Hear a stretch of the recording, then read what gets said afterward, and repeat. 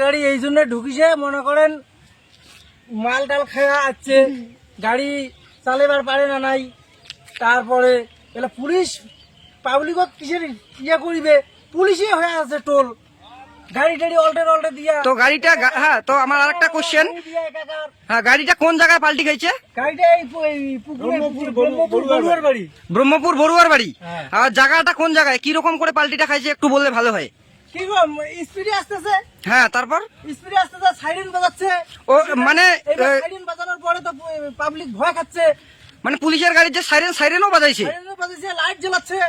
ও বললে তো মনে করেন দেশে তো খারাপ আইনি হাতে দরকার তো, কেননা আমাদের কাছে তো ওরা তো ছোট মোটো কেসের জন্য বড় বড় ফাইন নিয়ে নেয়, মশালে এসে মাতলামি করবে। মানে গ্রামে এসে মাতলামি করতেছে, তো এটাই বলতে যাচ্ছেন। আইডিয়াটা দেখলে পাগলা গেল বাপু কখনো।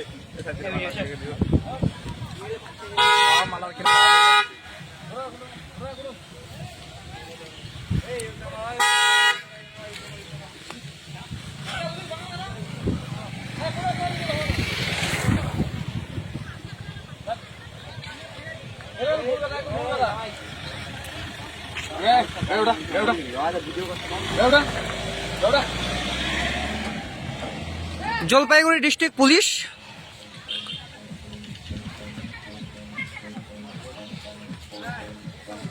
এই যে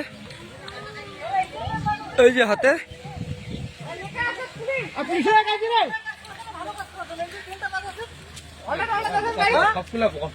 এই যে নাম্বার প্লেট আর জলপাইগুড়ি ডিস্ট্রিক্ট পুলিশ। আরে হাতে দেখতেই পাচ্ছেন